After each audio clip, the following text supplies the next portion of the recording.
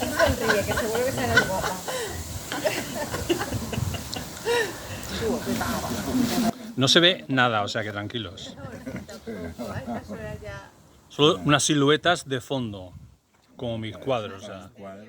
Exacto.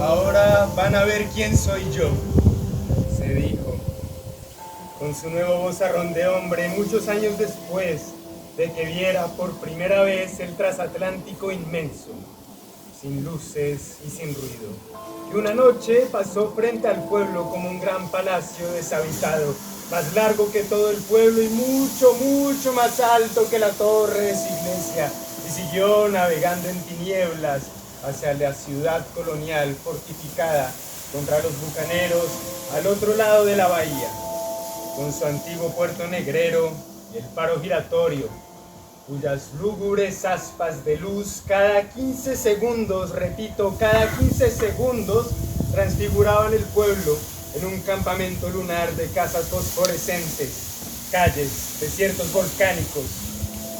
Y aunque él, era entonces un niño sin vozarrón de hombre, pero con permiso de su madre, para escuchar hasta muy tarde en la playa las arpas nocturnas del viento, aún podía recordar como si estuviera viendo. El transatlántico desaparecía. Ahora van a ver quién soy yo.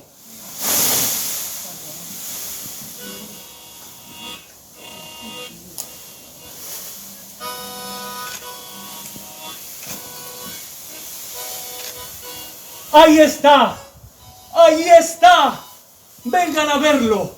¡Vengan a verlo, señoras y señores! ¡Ahí está! Más grande que todo lo más grande, y más fuerte, y más alto que la torre de su iglesia. Ahí está.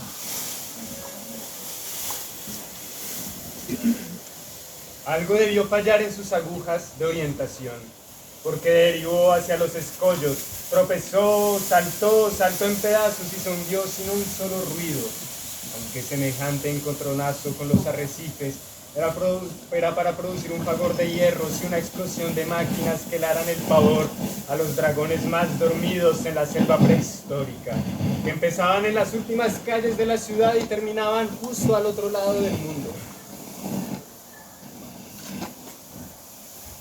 semejante encontronazo, arrecifes, producir favor de hierro y una explosión de máquinas helarán el pavor de los dragones más dormidos de la selva prehistórica. Tropezó, cayó frente a los dragones más dormidos en las últimas calles de la ciudad y terminaba al otro lado del mundo.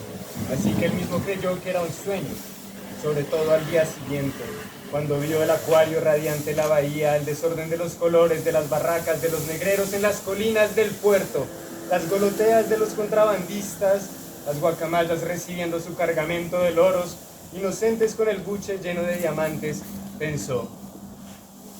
Me quedé dormido contando las estrellas y soñé con ese barco enorme. Los amores de las mantarrayas, primaveras de esponjas, los fargos rosados, las turbinas azules, zambullándose en los pozos de aguas, más tiernas que el agua, cabelleras errantes de los ahogados de algún naufragio colonial, pero ni rastro de transatlánticos unidos.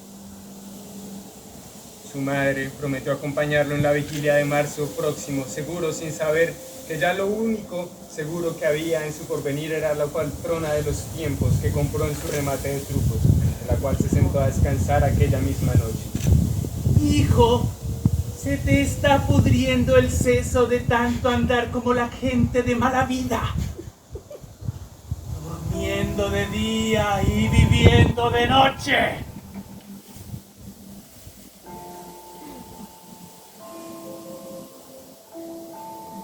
¡Ahí está! ¡Ahí está! ¡Vengan a verlo, señoras y señores! ¡Vengan a verlo! Más grande que cualquier cosa grande y más alto que la torre de su iglesia. Un transatlántico inmenso, la ballena de amianto, la bestia berraca.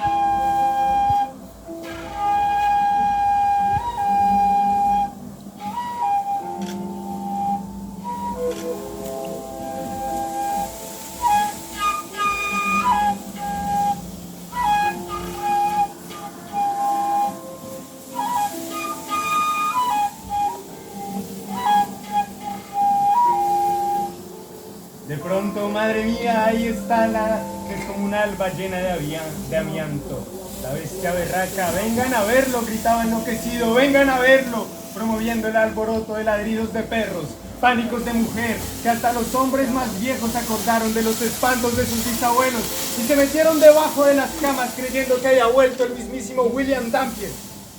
Pero los que se echaron en la calle no se tomaron el trabajo de ver el aparato inverosímil que en aquel instante volvía a perder el oriente y se desbarataba en el desastre anual, sino lo encontraron a golpes y dejaron tan mal torcido que entonces fue cuando él se dijo babeando de rabia: ahora sí van a ver quién soy yo.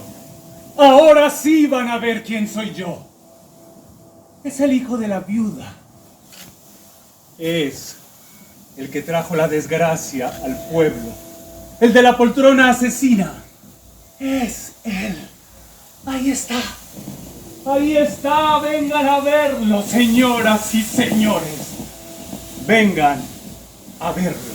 El transatlántico inmenso, sin luces, sin ruidos, sin miedo, sin nada, sin gente. Ahí está. Y llevando consigo su propio ámbito de silencio, su propio cielo vacío, su propio aire muerto, su tiempo parado, su mar errante en el que flotaba un mundo entero de animales ahogados. Y de pronto, todo aquello desapareció con el lamparazo del faro y por un instante volvió a ser el Caribe diáfano, la noche de marzo, el aire cotidiano de los pelícanos. De modo que él se quedó solo entre las boyas, sin saber qué hacer, preguntándose asombrado si de veras no estaría soñando despierto. Había un estrépito de platos, una fragancia de salsa de laurel en las cocinas, y se oía el bombardino de las orquestas en las cubiertas de la luna, el tum-tum de las arterias de los enamorados, alta mar en la penumbra de los camarotes. ¡Ahí está! ¡Ahí está! ¡Vengan a verlo! sin miedo, sin prisas, sin luces, sin nada.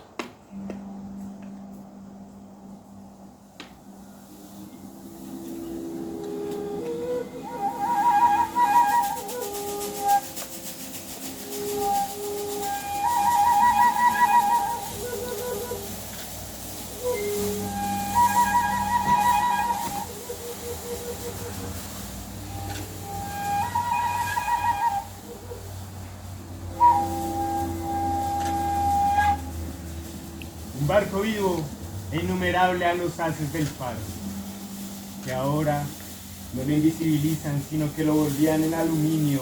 Cada 15 segundos y allá empezaba a definirse las cruces de la iglesia, la miseria de las casas, la ilusión y todavía el transatlántico. El transatlántico estaba detrás de él, siguiéndolo con todo lo que llevaba dentro de su capitán dormido al lado de su corazón.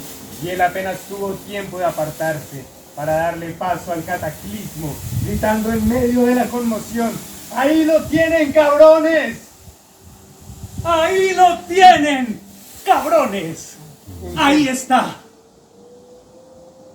Un segundo antes de que el tremendo casco de acero descuartizara la tierra y se oyera el estrepitoso nítido de las 90.500 copas de champaña que se rompieron una tras otra desde la proa hasta la popa, con el nombre grabado en las letras de hierro y todavía chorreando por sus flancos las aguas antiguas y lánguidas de los mares de la muerte. De los mares de la muerte.